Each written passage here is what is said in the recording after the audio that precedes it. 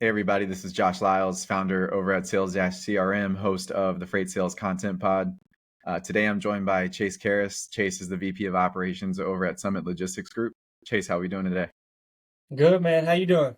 Doing pretty well. Excited to chat with you. I think this is going to be a good one for the audience to hear a little bit more about your story, your background, and what you guys are doing at Summit. I'd seen online that you guys were the ninth fastest growing logistics company in 2023 in the Inc. 5000. I know that's continuing just by seeing the growth that you guys have had. Yes, sir. But yeah, let's jump in really quick, learn a little bit more about who you are. Would love to know, just kind of your background, how you got in freight, and how you've gotten to the point where you're at VP of Operations at Summit now. Yeah. Okay. So yeah, I mean, obviously, grew up in Ohio. Big sports family. Growing up playing sports. I mean, you name it, I played it. Football, basketball, golf. A Who's your little main bit of team? everything. Went to college as a quarterback. Played college football. Got my master's in college, and then from there, wanted to move back home. And a family friend owned he owned a trucking company of 500 plus assets. Wanted me to work in the brokerage side though, so moved back to Akron, Ohio. Worked for J Rail Transport, big trucking company there. That's where I got my start. Kind of worked from the ground up, just like everybody else, brokering freight, moving loads. Moved up to being an operations manager. Had some logistics coordinators under me, CSR, and they shuffled me around a little bit. From there, moved over to the asset side after a few years. Landed some customers. One of my main customers, Republic Steel, ended up poaching me and asking me to come Interesting. over and start a brokerage for them. They seen that they were giving a ton of freight out to TQL, CH, JB Hunt, and seen the profits they were pushing away. So wanted to start some in house. So that was a huge shift for me. And then from there, I was recruited to move to Wilmington, North Carolina, to work for Summit, and yeah, the rest is history. So it's been a great Interesting. experience so far. That's interesting. Where did you play? Where were you for college football? Where did you play? So Ohio Dominican University. It's Okay. a D school in Columbus. Um, but yeah, so it was fun, man. Playing quarterback was a different challenge in I bet. college. Um, yeah, a lot of positions they have backups, so you're playing special teams and a bunch of things. But as a quarterback, there's only one. There's only one that gets the field. Yeah. Um, being Ohio boy, Shador. Yeah, playing the Panthers this week, Yep. but yeah, man, only one gets to play. So it's a grind every day, day in, day out. You don't have to know just your position, you know everybody's position. So Hmm. it's a different type of mindset when it comes to leadership, which I think helped me in my career, honestly. The way I lead people, the way I carry myself, the way I do certain things. I think it's been a huge help in my career, honestly, playing sports. Yeah, man. I can imagine. I mean, I was a point guard myself, so it's one of those Nice. things where, and I would say I was not the most outspoken, but as a quarterback or a point guard, it forces you to. Yeah. You got 10 other guys and I'd have four other guys, and you Yep. got to coordinate, get them in the right spots, know your Yeah. play sheet, know what you're running and stuff, get people in the Hmm. right spots. And I mean, yeah, that takes some work. So naturally you just gain those skills. So that's pretty cool. I've Quarterbacks always seem like one of those positions where obviously the arm talent and everything's important, but I feel like the mental side and just the preparation is just Yeah. like that's where it's next level for a lot of those guys. Yep. Yeah, I mean, it was weird, honestly. Like coming from high school to college, it was like in high school it was just the feel, right? You're just out there Hmm. just playing. It was just natural. And then you get to quarterback, you get to college, it's like everything down to the steps you take, the everything's down to the smallest fine details. My first coach in college was Matt LaFleur. He was my quarterback coach. No He's the way. Packers coach now. Yep. But like he was so smart, and the things I learned from him was just insane. Like I didn't realize the way like splits and just certain things that that they taught me. Just the amount of detail that goes into every single thing. Calling multiple plays before the play breaks and just stuff like that. Just little things that you just like you're not aware of. Just being an Yeah. athlete growing up, you think, yeah, my talents are just going to take me there. And sometimes it's not enough when you get to college. You really got to double down. Yeah, it's different. No, we'll have to Yeah. talk about that more off podcast. I'm interested in that stuff. Yeah. But yeah, let's let's talk a little bit more about like what you're doing in logistics now, transition into the main world here. So, Yeah. you had mentioned you got into it, you got onto the asset side and then eventually got poached by your main customer to start a brokerage. What was that experience like just to start a brokerage from scratch? I know that's not the easiest thing to do. Yeah. It was a little different, right? Running my brokerage, freight came to me. I was on the operations side, so we had a sales team, and it was a trucking company. So it wasn't just a brokerage when I was working for them. So when you have 500 assets, sometimes customers come natural, right? You're not just a brokerage, so you have trucks. So they like to leverage a lot of people that have trucks. So Right. being there, customers always come to me, and it was pretty easy. But yeah, so from there, coming over to my customer side, they just seen that they were dishing a lot of freight out to a lot of other brokerages that were making a lot of money off them. I Yeah. think they got aware of the situation. TQL, JB Hunt, CH. I mean, they all knew the profits they were making off them. They just didn't know how to handle the volume. Republic Steel was a huge steel manufacturer in Canton, Ohio, and they approached me and they were like, "Man, you're only doing X amount right now with me. If you come over here, we have a $5 million transportation spend a month. Can you handle it?" And I'm like, "I can handle it. There's going to be some challenges, getting a freight brokerage off the ground from ground zero with nothing. It's tough. I mean, you got to get your bond, you got to get everything. I mean, a lot of things go into starting a brokerage. I mean, even within the factoring companies, RTS, OTR, all these guys, the big ones. I mean, they don't want to give you a shot. You post a load, and especially with the fraud right now in the industry, like no one knows who's what, if people Hmm. are real or not. So it was a real challenge to get something off the ground. But what was easy is I had the freight.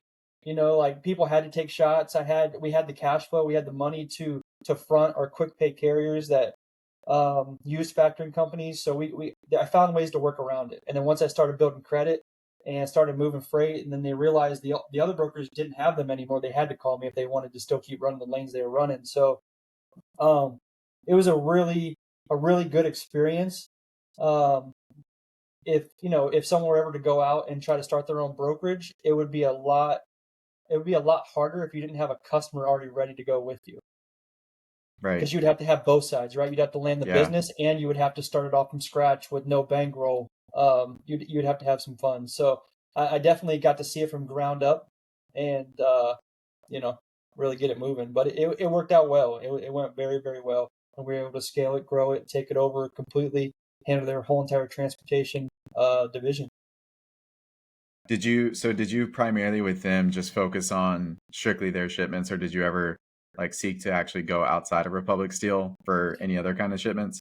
Yeah, yeah. So I went outside as well. I think my first point of contact was going to try to master their freight, right? Hmm. Make sure everything got off the ground, was running smoothly. I built a bunch of regular pool carriers that would just handle a lot of um their day-to-day operations, which it was a great insight for me to be on the manufacturer side compared to the transportation side. Um, because I was able to see how they thought. It was a little different as far as running a brokerage. You just see the cut and dry numbers. You don't understand how a customer thinks. So Hmm. when I went over there, I could see all the ins and outs and the inner workings of their plant, of bringing raw material in and the price cuts and shifting between plants, and it really made me to put the pieces together. I'm like, oh, okay, so they pay cheaper on intercompany moves because they're covering that cost. But if they so one thing we used to move a lot was called steel billets, and we would move billets to Buffalo. And then we had a plant in Buffalo, so there's the intercompany move. But Buffalo, we would coil them, pickle them, do a lot of things, and then from there, customers would buy our product. And then when customers would buy our product out of Buffalo, they would add that to the bill, so they weren't forking over that bill. So I could quote whatever I wanted, and we would make our cut on there. So I knew I wouldn't make money on the intercompany moves. I would make my money on the customer shipments. But Gotcha. now piecing that together, understanding how a manufacturer thinks, it helps me on this side of things when now I'm running a brokerage, because I'm like, okay, intercompany moves. I know how operations thinks. I know how manufacturer thinks. We're going to take care of them and help them on certain ways and certain aspects to cut their bottom line, because I know what really matters to them. Yeah, that's pretty interesting too, because from my experience in brokerage, I never came from the manufacturing side and only, visited warehouses and everything to try to just see the inner workings of the customers that you're working with. But I feel like that gives you a little bit of an advantage, but it also just gives you a different perspective that when you're working with your customers, especially on more of the operational side, you do get you're a little bit more privy to ask those questions about how are you getting the materials, and then obviously there's the finished product. Sometimes there's an in between, even Right. within that and stuff. So is that are those things that your mind's just constantly going in terms of with Constantly. the Yeah. Yeah, yeah. constantly. And I try to just give everyone like just little insights of just things I learned throughout the process, and it helped me too understand like truck orders, obviously in the freight industry, truck orders, things happen. Hmm. And in a brokerage, sometimes when a load gets canceled, you're just like, man, are they just unorganized? Do they not know how to operate certain things? But seeing it from their side, if raw material didn't get there or quality assurance cut off a piece of steel and checked it, and it wasn't good enough to ship somewhere, they had to cancel, redo everything, so I had to cancel all the trucks. Or a Hmm. crane went down and they couldn't load it, or the steel was too hot and they couldn't put it on because the straps would melt. It's like I understood things from a different perspective. Because Yeah. as a broker, I'm like, all I'm getting from a customer is, hey, your load's canceled, right? Or like, I'm like, dang, why are they canceling? Are they giving it to someone else? You start thinking all these internal things as a broker, but now like it helps me relate to my customers on a different aspect of like um, game plan and come up with a strategy for them to handle their transportation solution instead of just see it as another transaction, another dollar, right? Yeah. Yeah, and I'm sure like you probably got a little bit of insight too in terms of things that brokers just do that probably don't actually benefit them that they may think. I mean, is there anything that sticks out, from being on that side of the business that you would say, okay, great, as a broker, these are things that you may assume, but it is just not, that's not the case Yeah, yeah, yeah, for sure. I would say sometimes as far as for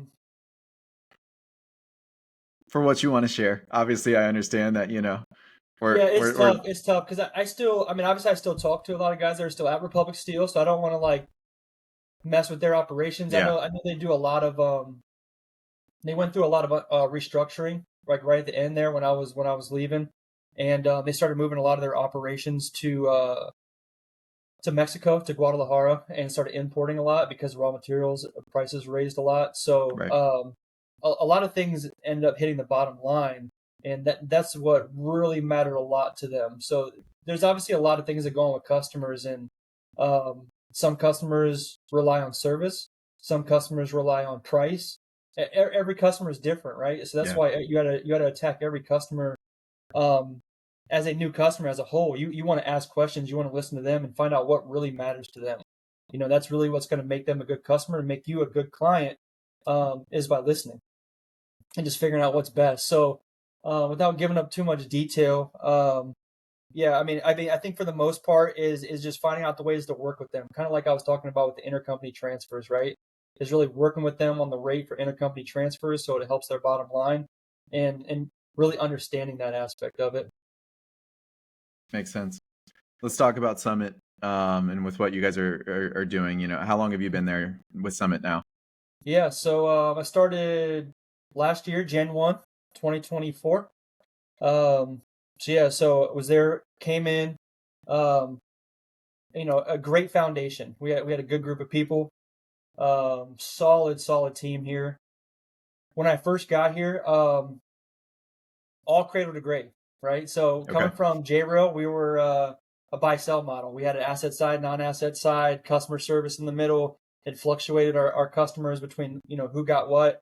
Um, Republic Steel, basically cradle to grave. Started it myself. Coming here, everyone's cradle to grave. So I had to really sit down and decide who am I dealing with, what people do I have, what talent am I working with, where is everybody's mindset. So coming in the first couple of weeks, I kind of interviewed a lot of people, kind of seeing what their strengths are, what their weaknesses are. Coming in, I'd see people that hate selling, trying to sell, where the guy next to him was having trouble booking a box truck.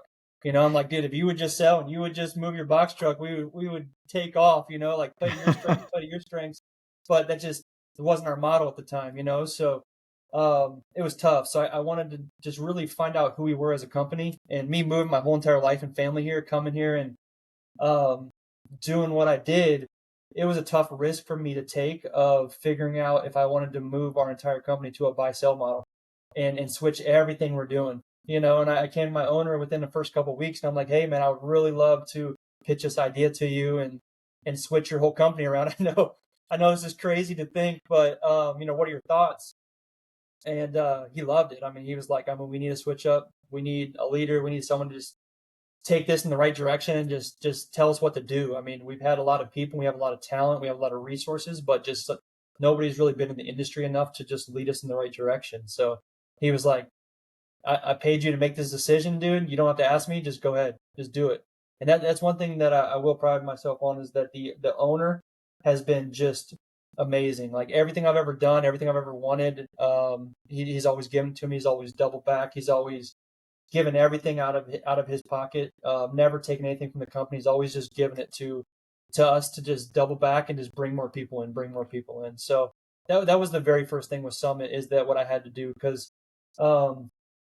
coming in, he was like, he just known as a sales matrix. He's like, the more people you add, the more money you'll make. He's like, just keep adding bodies, adding bodies, adding bodies. And I just came and I'm like, everyone's burnt out. Everyone's burnt out. So when you get to the cradle to grave, as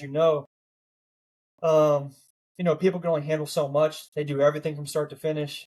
It becomes a lot taxing, and customers come and go. And with the cradle to grave model, I mean, nothing wrong with the cradle to grave model. We still have a hybrid model, so we still have people on the cradle to grave. Mm-hmm. But with that comes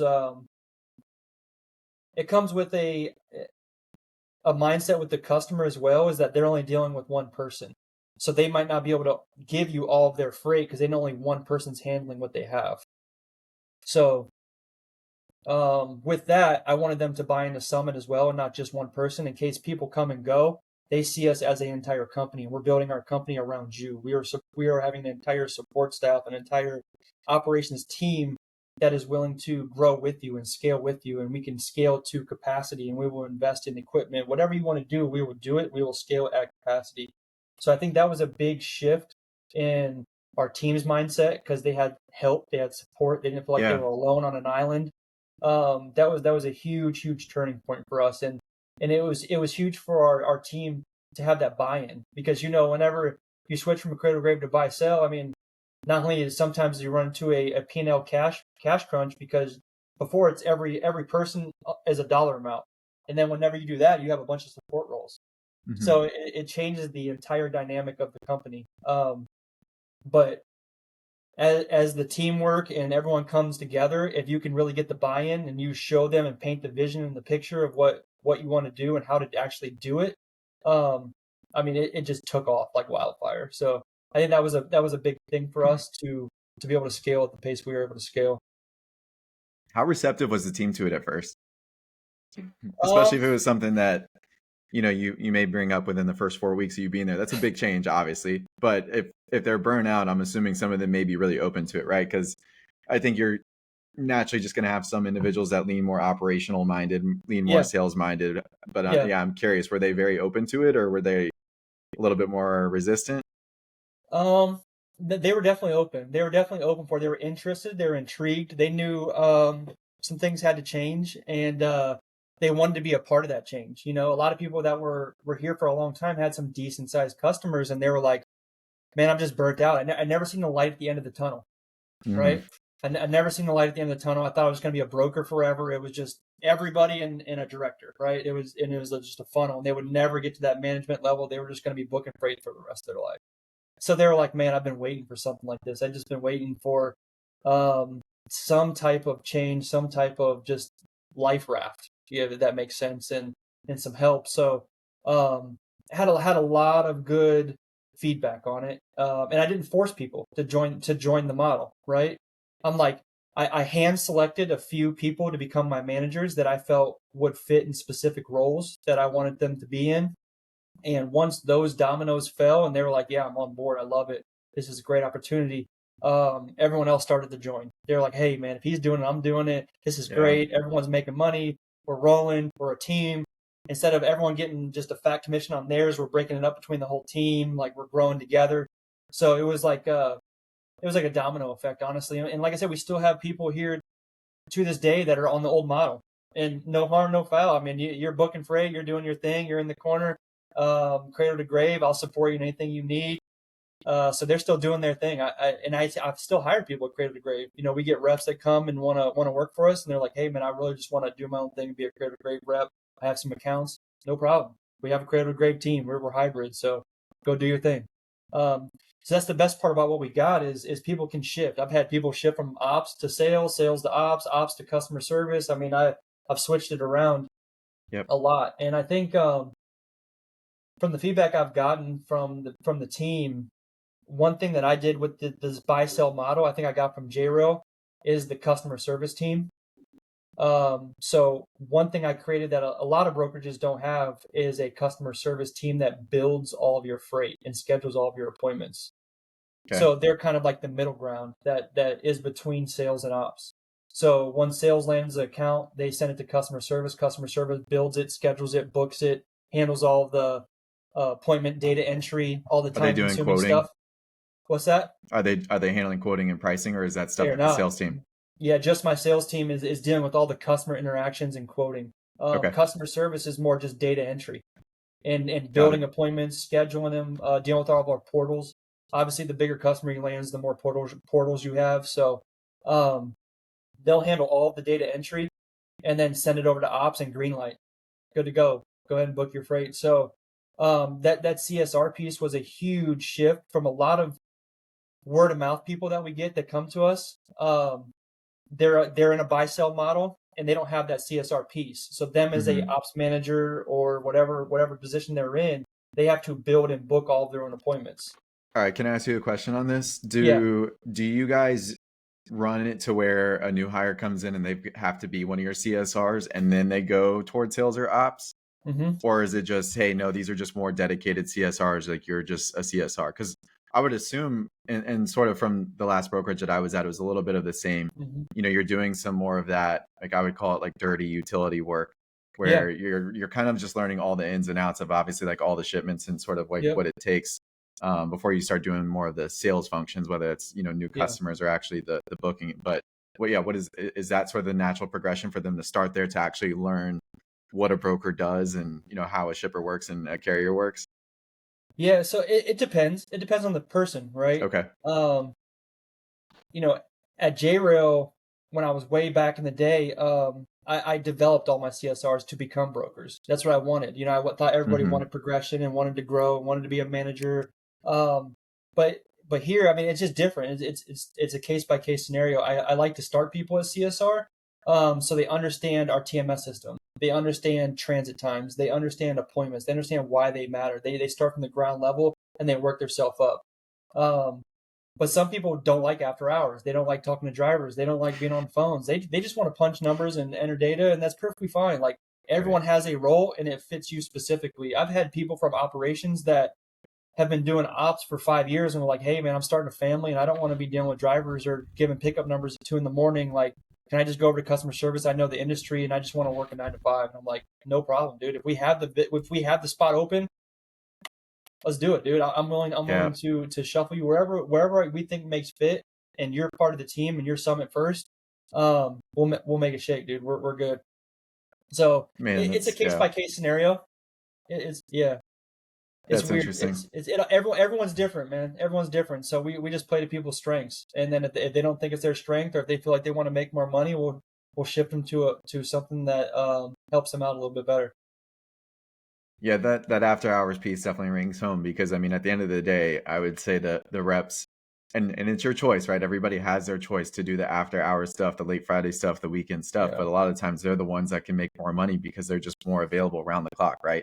That's the yeah, stuff that the majority of people don't want to do. So sure, if you want to make more money, have that upside, then yeah. yeah, it makes sense that you're going to have to sacrifice more time. But yeah, if you don't want to have that upside and you want more of the 9 to 5, then yeah, the CSR probably makes more sense.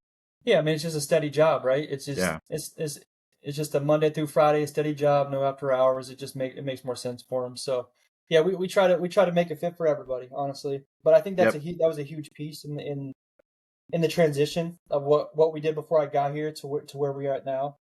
But obviously, um, it was the buy-in from the team.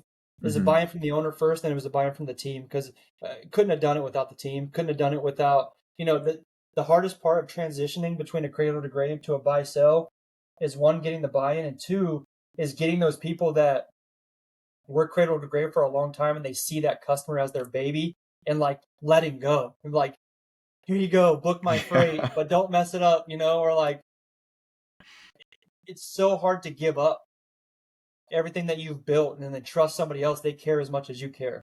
So it's Right. like And it's one of those things too where brokers, I I just think that this is always true, but every broker thinks and will say that nobody can service their customer like they can. yeah.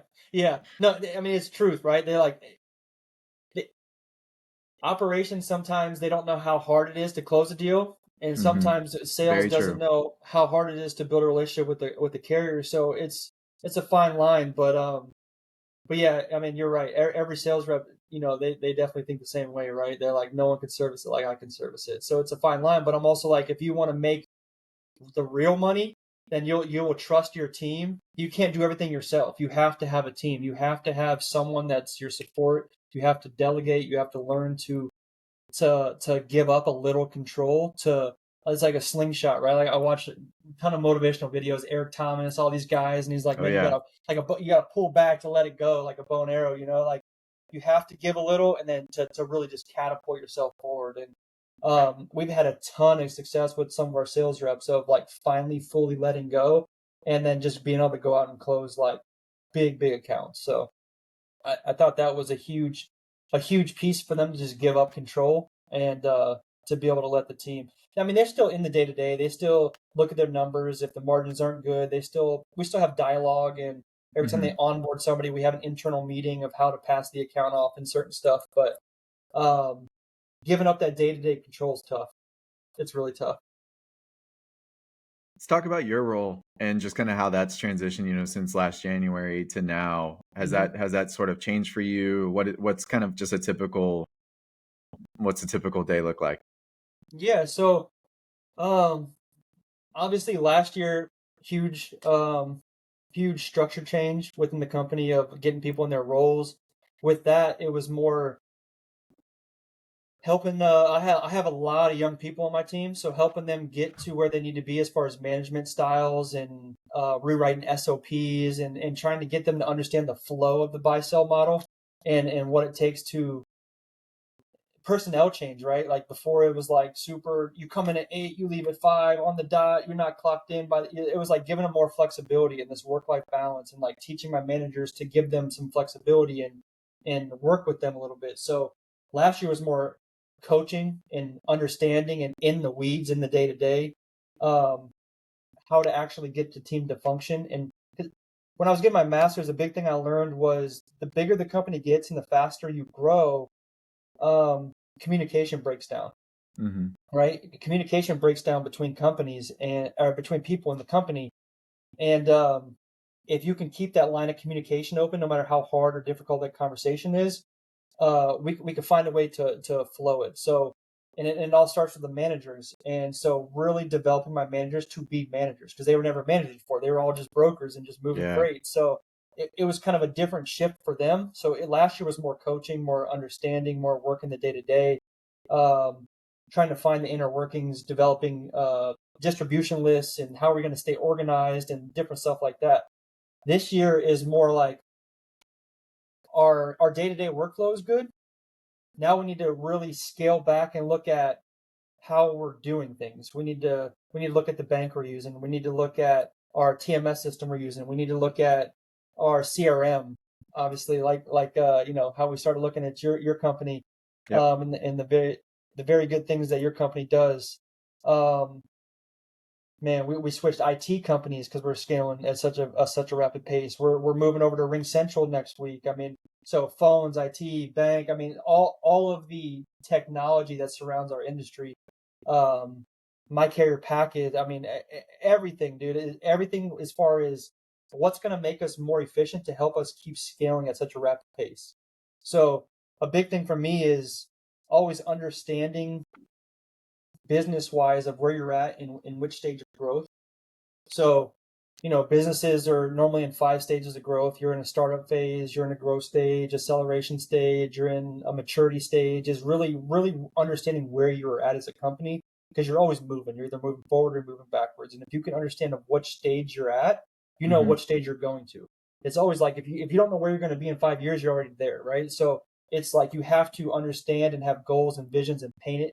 You have to paint a picture to everybody to show them where they could be and where they want to be. So last year, obviously, the whole switch around change, getting everybody in the right places. This year, scaling it back and finding out why we do things and in the technology we use to support our day to day. Would you say that you guys you focus more on processes or more on the technology that can support them? Because I feel like that's always a big conversation around, you sort of hear like people talk about people, processing, technology, and I know people's most likely probably the number one thing. Um, but like I just came back today from Birmingham from a tech panel, and Mm-hmm. it's always kind of interesting to sort of hear how companies are approaching just buying tech. And I feel just from my side, from being on both sides, and this is Mm-hmm. like zero favoritism towards being a Yeah. tech vendor Yeah. now, I promise, because I still buy tech, but um, is around just like people actually saying, hey, do we actually need to fix this process, or do we actually need different technology? Is there a point where you guys have a conversation around that? What are your sort of thoughts and opinions around process versus technology? Yeah. So I think a lot of it starts with process, right? So if you don't have the correct foundation, then you can't build from it, right? Like tech's only going to get you, for me, tech's only going to get you so far if you don't have the people or infrastructure in place to get them to follow that tech. Hmm. So like you can have all the tech in your world, you can have DAT, truck stop, load board, 1, 2, 3, but if you don't know how to negotiate, it's not going to do anything. You can have HubSpot, Salesforce, Sales Dash, whatever you want, but Hmm. if you don't know how to actually log the information, you're only as good as the information you log. So that Yep. was a tough thing that I found when I first got here. I'm like, okay, let me understand equipment type. What do we do? What do we haul? How do we scale? Who are our customers? And I'm trying to pull in data, and I'm like, okay, so equipment type. How many shipments did we do last year, and what equipment type we pull? And I'm trying to pull graphs, and since we were cradle to grave, everyone built the load differently. So it's like someone would build a van, dry van 53, van 48. It wouldn't just be van. DVV. So Yep. when I pulled an equipment type list, it was like 7,000 different equipment types, like Oh Conestoga, man. Sprinter, Hotshot. It was like, I'm like, what is going on? Like, we're only as good as the data that we enter. So I think tech's a huge thing when it comes to support, but you're only as good as the people that's dealing with the tech. So if you don't have the proper processes or um, infrastructure on the way to how to use them and the people and the education and the training, then it might not go as far as you think. You can have My Care Pack, you can have Highway, you can have 401, but if you don't know how to properly vet the person or put in the Right. information, you're not going to see, like, same with fraud running rampant in the industry. So if you don't know how to properly vet people, it's not black and white. You have carrier Hmm. sugar and things that you grade and all this stuff and gen logs, but if you don't know what to look for and how to look for it, and you have your SOPs or things in place, things can slip through the cracks. No matter how good the tech is, I mean, you could have a MCP. Like, we did a demo of Carrier Sure, and we typed in a load, MC that we know a load was stolen on, and we pulled it up, and they're like, "Oh, grade A, this carrier's good." And I'm like, I know that load was stolen from this company probably a month Mm. or so ago. I follow all these things. I track this stuff. I try to make sure my compliance team is up to speed with all of that. Um, but it slips through the cracks. Not blaming them that their tech isn't Right. good enough, but if you don't take the extra step or use multiple different ways to come at something, um, it's not cut and dry. So I do think tech is very, very important because for EDI example, right? A lot of customers are EDI, so they send over all your electronic data, and if your tech's not in place, or you're sending wrong times, or if it's a central time and you're sending Eastern Standard Time, looks like you're an hour behind, and then your text reading wrong on their side, and you're showing up late for all your appointments, but really you're on time. It's just they're reading wrong. Yep. You look like you're not performing service good enough, and they'll start cutting volume if you don't have that conversation. So I do think tech is very, very important. I just think the people and the process in place to make that tech work is the first step. And that's what I did Yeah. last year. I took the people and the processes and SOP and got that down. And now this year I'm doubling back on the tech. So then we can put it all together. So come 2026, we can just blow the roof off this thing. Love it. Yeah, that stuff's interesting. And you know, fraud is easy. You know, I would say like fraud and AI are probably the two big buzzwords that get talked about the most, at least at this point right Yeah. now. And you know, we're clearly not in the fraud space. Like we stay more focused, you know, within sales on the CRM side. But the one thing that I find interesting from the time when I was in brokerage to where I feel like it is today is it just almost seems like people are strictly relying on the tech to use as vetting, right? Versus Yep. like back in the day, you just hear a string of questions that each rep is asking. And you can Yep. tell when they're on the phone based on their tone and like when they're digging, when they're not digging, when Yep. they feel comfortable and all that Mhm. stuff. And that just used to be so natural. And I think that there is that human instinct, that human feel that you have in the conversation where like you Yep. have a good feel, you don't, based on the load, you know, your customer situation, like load value, all that kind of stuff. Yep. But Yep. that's one of the parts where I don't, I don't know all the details with fraud, but I do feel that feels like it's probably a missing component.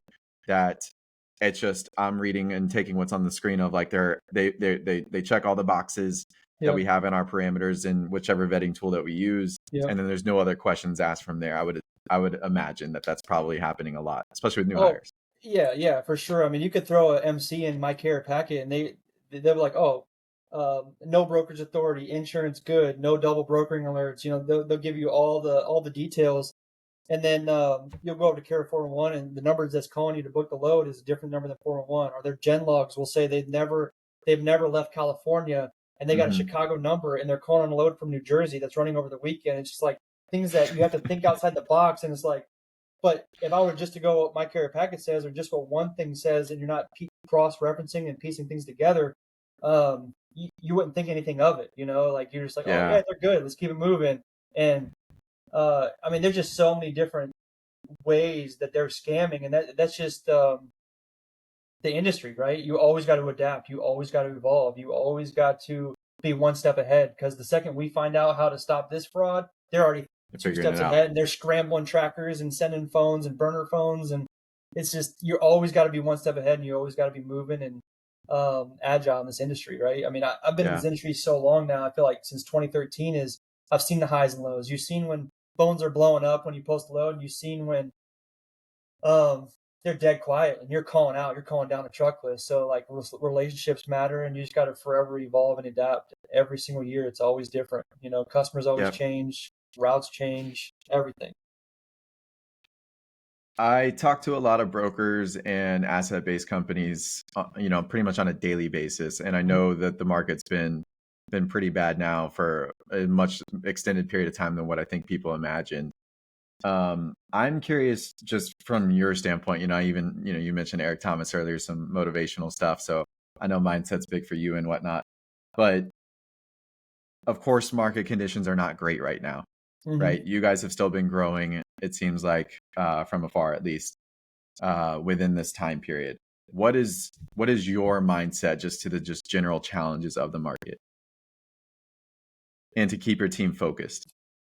Yeah, I think general challenges of the market, I would say, like I said, forever evolving and adapting. But I think having the tough conversations, whether it's with the customer, whether it's with the carrier, um, whether with our team, just being full blown transparent. I try to over communicate with certain things. You know, it's never easy to call your customer back and ask them for more money or do stuff, but I would rather be upfront with them with certain stuff. I mean, if we're in a contract and you know it's a long contract, I'll honor it, right? I'll make it work. I'll find a way to make it happen. We always do, right? But um, to have that conversation with them and explain to them why the market's shifting, and to have that education, and see it as a on the customer side, to see it as a relationship, Hmm. and have that conversation with them like, hey, you can hit the field, but you know the market's going to tell you the same thing. I could pull up all these analytics in the world. We have freight waves, we have DAT, we have all these benchmarking tools, and to really just not be afraid to have that tough conversation. And then also, if you've committed to something, just own it and make it happen. Right? We take losses on those all the time, especially in holiday seasons, Thanksgiving, Christmas. Everyone knows Christmas, New Year's is absolutely insane in the transportation industry. But Mm-hmm. I think a big thing that we've done for our customers is we didn't give loads back during those times. We ate it. We spent the extra man hours. We overpaid on shipments without going back to them because we knew it would pay off in the long run. We knew that relationship building, and we knew it was hitting their bottom line hard. I mean, everyone knows shippers have to get freight out before the end of the month, end of the quarter, end of the year. They got to meet quotas. Um, so we're there to bail them out in tough times, and really grow with them. So it all depends on your customer too, and figuring out where they're at. Like I said earlier, if they're price driven or if they're service driven, that's a real telltale sign. Same with landing a customer. I think it goes to show that if it takes longer to land a customer, it's going to take longer to lose a customer. For me, it's always about how you win it is how you lose it. If you close an account on the first call, more than likely it's because you offered them a better price, and someone else is going to come and offer them a better price. And you're going to get undercut. It's like if it's that easy for you to get in, it's that easy for somebody else to get in. So Mm-hmm. um, the good ones take a while, which is hard when you're growing. When you're growing a company at a fast pace, is wanting to ramp everybody up in real time and be like, hey, we need accounts now, now, now. But the good accounts take a while. And then and floating that cash flow of one and really understanding your team and realizing who's putting the effort and who's not, who's trying, who has legit accounts, who's really following up, without micromanaging people or babysitting them, right? Is like hitting call times or certain metrics, KPIs we have. I listened to the Black Box one you did, the podcast you did. And, we do very similar stuff as they did with as far as training and as far as our KPIs with our sales and quotes and stuff. He was talking Mm-hmm. about 50% quotes, and as you're come off the ground, you're 100% calling. And then as you Yep. get quotes, you got your quota and it starts to level out. And then when you become that over that threshold, you're quoting more than you're calling, and certain stuff like that. So Yep. very, very similar. I thought that was a very good podcast. I think that we were very relatable in the aspect of where they're at within their growth. I think we both do different things. We more specialize in refrigerated freight, full truckload. They're more OD stuff like that. But Yep. I like those guys over there. I mean, I follow on LinkedIn, all that stuff. Will, all those guys. So I think they're a good group. But I feel like our businesses and our company, the growth, the people, where we're at, we're very, very similar to what they got going on. Yeah, that was actually a conversation too I was having with another customer. I just went and met was at Black Box's office 2 days ago since they're in Birmingham, so I got to I hang out with figured when them. you said the tech in Birmingham, I figured that's where you're at. Yeah. Yeah, yeah, I went and hung out with them the day prior to the conference for a little bit, but I was just texting back and forth with one of my other customers about quotes though, because that is an interesting point to bring up. Where like there are going to be those days where you are more quote heavy, and I would say that is the sales activity. That's the reason why we made it a big point within the CRM that like you need to have some metrics on that, Yep. because obviously like if your calls and your emails aren't there, then and if your quotes are there, then that matters, and that's I like to us it's just really important shipper data that you want to have. But also it's probably your top sales activity. If you can get to that point, if you could be quoting all day, I'm sure you'd probably be wanting to do more of that than just some Yep. cold prospecting. Yep. Yep. And it's all flow, right? It's all give and take, and Hmm. there's waves of that stuff. So I find But I that think, that piece is important. yeah, I think that's what I really, really like about Sales Dash too.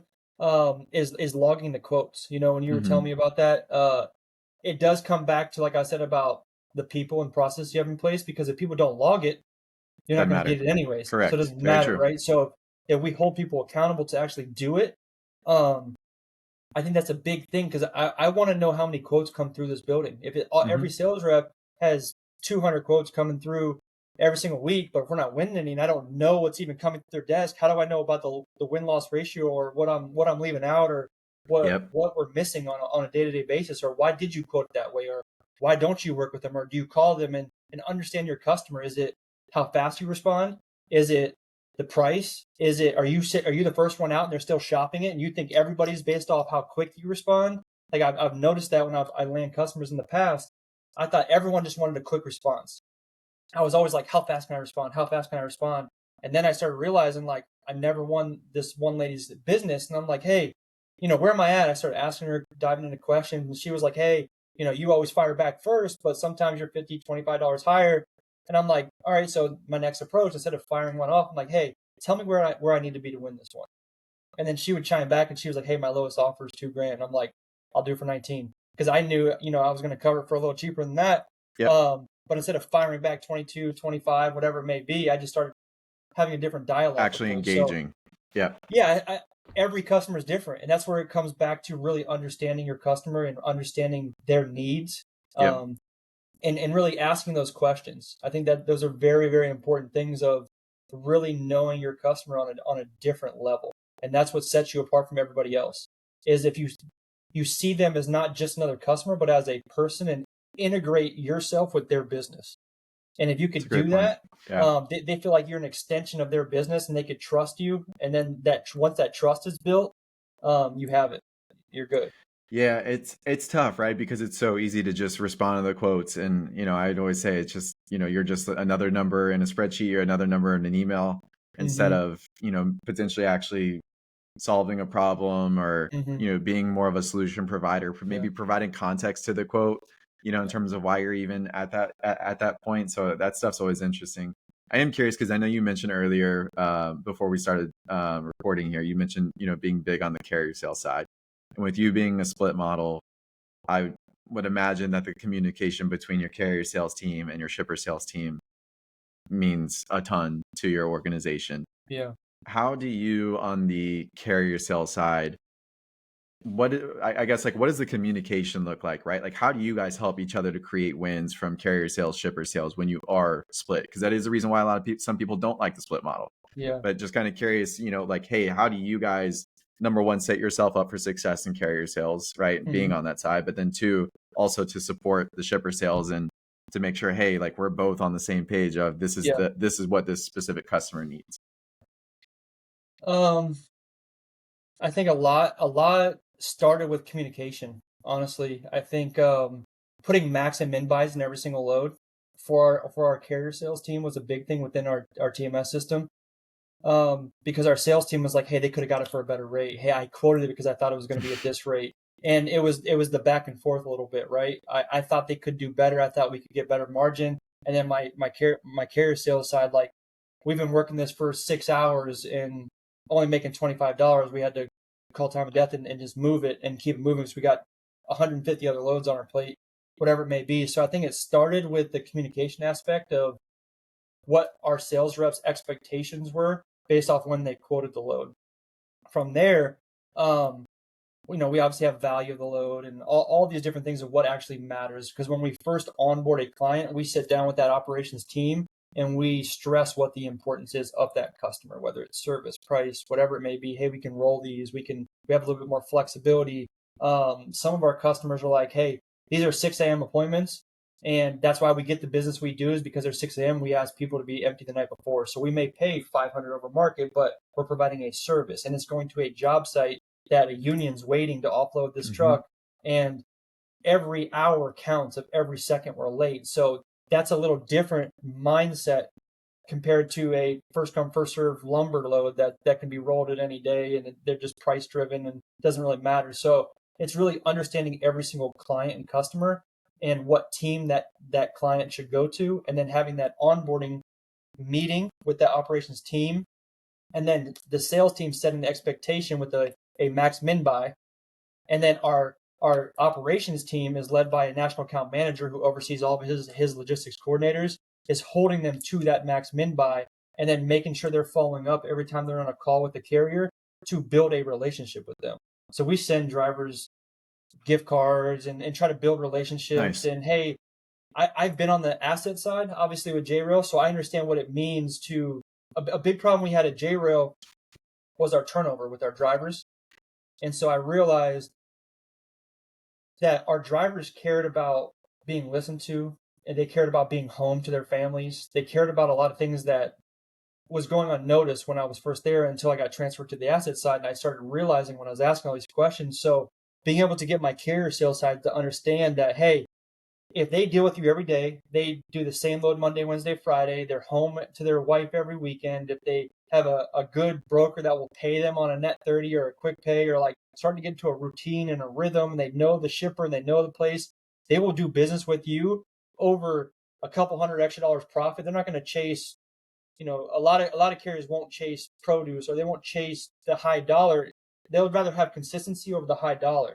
So, but it takes that extra questions. It takes those, hey, how often in the area? I get these all the time. Where do you like to run? It takes that extra step of building that relationship with the carrier, which sets it apart of building those long-term relationships. So when the load's hard to cover, you can call, Joe up and be like, hey, you got a truck for me today? Can you send somebody over there and just drop a trailer for me, or whatever it may be. So it's taking that extra step and going that extra mile to really procure equipment and build that extra relationship with carriers. I think that's very, very important. That goes unnoticed because a lot of people just treat carriers like shit, honestly. Mm-hmm. They're like, I'll just find another one. But I've been in the industry so long, I've seen the market flip. And your phone's not ringing, and you're begging these guys to just pick up a load, and you're paying them whatever it takes just to service your account, and it's miserable. I mean, it's a grueling time when the market flips. And right now, some lanes blow up, some lanes don't, and you have to really find a way to build regulars. That's what it relies on, because the carrier is an extension of your brokerage. They show up, they treat your customer like crap, or they do certain things. They're a representation of you and your Right. customer, and the way you service the account. So you're only as good as the carrier and the service that you provide and the communication. So if you're booking a load and you can't get a hold of this guy and it's bad communication, that's how it's going to be probably for the rest of the whole entire load. He's running, Mm-hmm. you're trying to get a check call or an update, and he's not answering. Well, yeah, he was bad from the jump. He's not gonna, he's not going to update you throughout the load, and then your customer's going to be mad because you can't get an update. Same when the bill to deliver and you need the bills. It's just going to be bad from the whole thing. So I think to tie it all in is the communication and the flow. It starts with the sales. It starts with the max min buys, and then it finals with the carrier sales and them really building a pipeline. Just like a sales flow of building a pipeline of customers, you need to build a pipeline of carriers. Mm-hmm. And every time a load pops in the system, you should have 3 or 4 carriers in your mind of exactly who's going to take that shipment. But that's why I like Sales Dash so much, because you can build that carrier side in your CRM, so the whole company is operating under the CRM. And when that one carrier sales rep leaves, all of their carriers are still in the system Still there. to still run that freight. And then another thing too is we have multiple different teams that run different stuff. So I have one team that runs refrigerated, and I have another team that runs refrigerated for someone else, but they don't use the same carriers. Mm-hmm. So intercompany workings of the same carriers, like I could use the same carrier you're using, but we don't use the same carriers. We don't communicate. So lumping that all in within Sales Dash or a certain platform or a shared web Excel sheet or whatever it may be is the way to go as far as building relationships and then cross-threading your carriers. That's what we've really seen as the big opportunity there, is that all that is just on an individual rep, spreadsheet on their computer. Mm-hmm. And it's really only in the dire moments where like you're in a pinch, backs against the wall. And then that's when you got to be emailing everybody, Slacking everybody, Microsoft Teams, everybody, walking to the desks and all that kind of stuff. But no, that's really interesting. Of obviously just the approach on the carrier side. I mean, I do think it's easy for people to think of it very transactionally. And I feel like I see so much conversation about this online, and it's going to be a topic I'm like really interested to dive deeper into over the next year as we start to work with more teams that are focused in carrier sales. But I do find it interesting because it is just more so like, I need you for today for this one load versus, and some of this, and this would also be a good follow-up question, but like for you guys at Summit, what's the mix between contract and spot freight for you guys? I would say, or which side do you lean more heavily on? Yeah. To be honest with you, I mean, I would say we're probably 40-60, 40 contract. Okay. To tell you the truth. I mean, we do have a lot of big customers. Some of them play the spot market. Some of them have contracts. Mm-hmm. We do have repeat lanes, which obviously it's a lot easier to build regulars when you have repeat lanes, right? Correct. Yeah. And the rates locked into place. But a lot of our customers, they have different distribution. They have different places their stuff ships out of. So maybe one location will have contracts, one won't, or right. It varies a lot. But with the amount of sales reps we have and new customers that we're onboarding, you don't always have the initial opportunity to land contract business. You have to earn that contract business. So Yeah. we try to earn it. And then once we earn it, we feel like we're there. Yeah.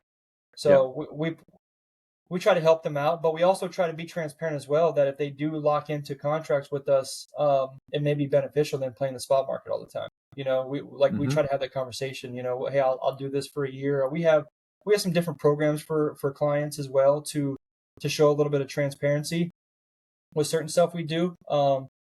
We offer every customer different things, right? And we, like I said, we try to grow with them. Some we drop equipment, some we do different things. So we try to offer a bit of transparency. Like my old company used to buy a cost plus model, right? Right. We developed something Yep. similar with a few customers, but it's not.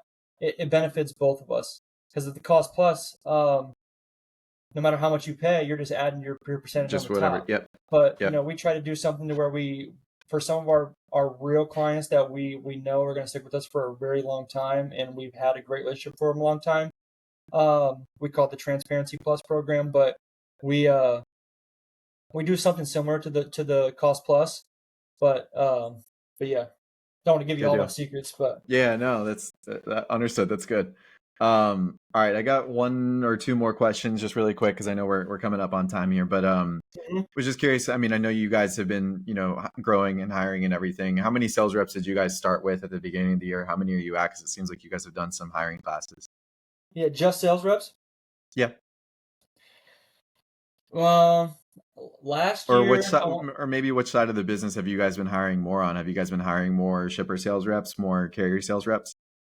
yeah, I would say last year I was really, really, really focused on hiring salespeople. Okay. Um, and my owner was really pushing me on getting a trainer recruiter because we obviously know training is a big thing within the industry, and everyone feels like they're just thrown into the fire and they're not trained properly. Um, at the time, I really wanted to invest my money in new sales reps than a recruiter because I felt like between me and my managers, we can make a good judgment call and we're throwing things on Indeed. I would say we had about 10 sales reps last year. We had about 30. Last year, we had about 30 people overall. About 10 to 15 of those were sales reps, and we were hiring a class of 5 every quarter. Okay. Um, and then we'd bring the support staff that come with it. But we started hitting very quickly. And at that point, we were being more reactive than proactive on the operations side.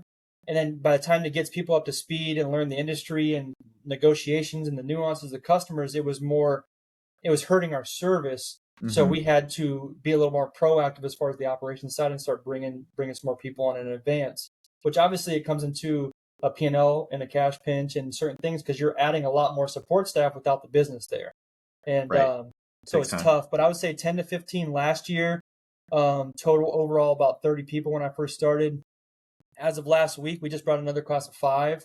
We're still bringing in classes of 5, sometimes a little sooner than that, like 5 fresh, green, new sales reps. On top of that, we're bringing in senior execs or anybody that has book of business or anything like that. We'll bring them in.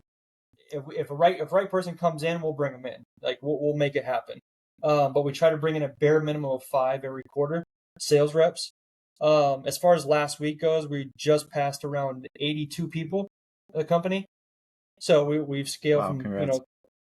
low 30s to low 80s right now, and we have some work another class coming in as well soon. So, but we did go out and hire a trainer recruiter.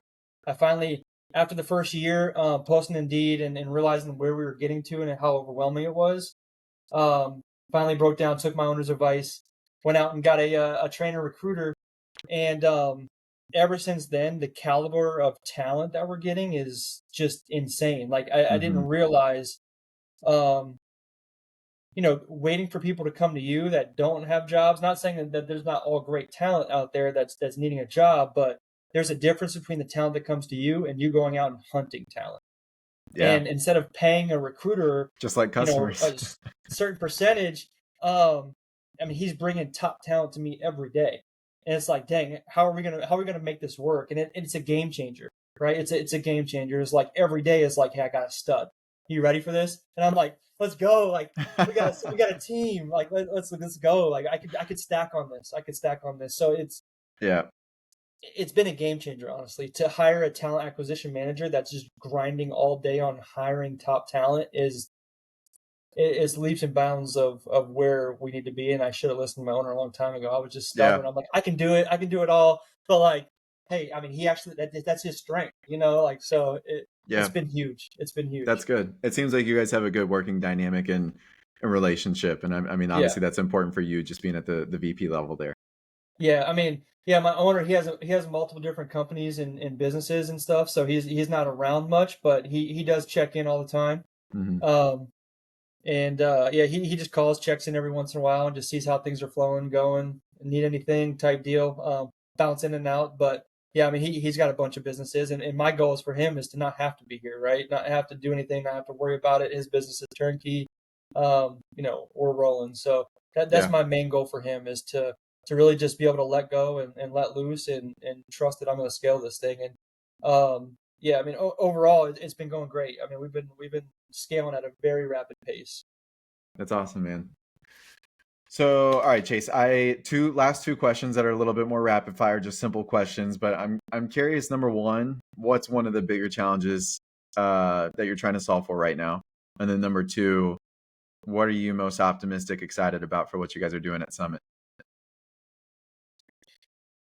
Um, Biggest challenge I have right now, I think, would be um getting this transition with all this tech that we're trying to implement. It's going to be a big shift and change, and trying to make sure everyone's mindset is ready for it. When it comes with change, I always tell these guys you have to get comfortable being uncomfortable, right? Like Hmm. nothing ever happens staying where you're at, stagnant. Like you're always growing. So that's the biggest thing for sure is what I think is going to be our biggest challenge is just working through that change. Um, the most exciting you said most exciting thing for Summit. Yeah. What are you just most excited, most optimistic about right now? Maybe going into the second half of this year, just being in August right now, or just even going into 2026. What's I got you think fired up right now? honestly, I think this talent acquisition manager bringing me top talent like dogs, like sharks, like ready to go, like money hungry sharks, like ready to eat, man. So like if you surround yourself by positive minded people, like I told you, like I mean Art War, Sun Tzu, Eric Thomas. I mean I'm all about like the motivational, like positive people bring positive. Iron sharpens iron. Competition Yep. breeds competition. Like I'm all about it. So um, just weeding out the people that are going through the motions. Not like I'm out just trying to cut people or anything, but like if you don't want to be here, dude, no problem. Like we're good. Like if you no problem. Like let's be people all in the same mindset. So like growing up in sports, if you all have the goal and the same mindset, I want a championship, national championship, whatever it may be, and you're all focused on the same thing, the same prize, the same outcome, the same goal. We work together, and me as a leader can paint that picture. We're gonna get there. But if Yeah. everyone's working towards themselves, their own individual thing, um, it's a little different. So when you start to surround yourself by positive minded just individuals that are ready to get after it, it's just like a different feeling. You know what I mean? Like So it's much the more energy's fun. different. Like the music's on at 6:30 when I walk in or 6 and I'm like, dude, these guys are ready to go. Like no one's packing up at 4:45 anymore. Like people are calling West Coast. Like it's just a different shift. Like the bar Yeah. has been raised and we're ready to get after it. So I I think love it, that's man. number one, like just a whole entire like energy. That's great. I feel the energy just from you talking about it, man. So that's good. That's why I like to hear about those kind of things. Is Yeah. obviously you're just building on that Yeah. now at this point. So well, that's good. Chase, just for anybody that's interested in being connected with you, what's the best way for them to stay connected with you? Is it LinkedIn or any other way? Yeah, for me, probably LinkedIn. For our company, I mean, we just had our company website rebuilt. So, I mean, if anyone ever wanted to apply or look at us or check us out, I mean, they would just go to slg-nc.com, and it's just SLG like Summit Logistics Group, NC like North Carolina. So they would just go to our website, check us out, apply, check us out, see what we got going on. I think we do a lot of fun things too. We try to keep it light and fun, Heck competitive, yeah, but work hard, play hard. So we do events, we play wiffle ball, we do all types of volleyball, beach volleyball. We're at the beach, man. So that's we nice. do a lot of Yeah, cool stuff. So that's the big thing about where we're at, just the place we're at and the things we do. It's just exciting, man. The town we're in, the people we're in, it's just the mindset, the vibe, the energy. Like it's just a good spot to be. It's a good spot to be. It sounds like it. One of my friends that's in freight tech, Andrew from Tex Locate, he recently had moved out to Wilmington over like the past year and whatnot. He's spoken pretty highly of it, and I've heard about it from a couple other people. But Yeah, yeah, for anybody interested that's listening to Chase here and feels energy, wants some banging music at 6:30 in the morning, ready to get after it every day. SLG-NC.com. Go check them out. Chase, this was a lot of fun, man. I appreciate you taking the time to share a little bit of just your background, your journey, and then what you guys are doing at Summit right now. It sounds really exciting, and yeah, just looking forward to staying in touch. And this would be fun to potentially do again another year or so down and kind of see where you guys are at and yeah, continue the for sure. conversation here. For sure, man. Well, I appreciate you having me on, and obviously, best of luck. I love your platform, love your software, and I think we're going to be excited as soon as our subscription ends up that maybe we can work something out. So I think you got something good going where you're at too, man. I appreciate it. Well, yeah, we're looking forward to that time. Awesome. Good Thanks, deal. man. All right, Chase. I appreciate it. Take care. Cheers.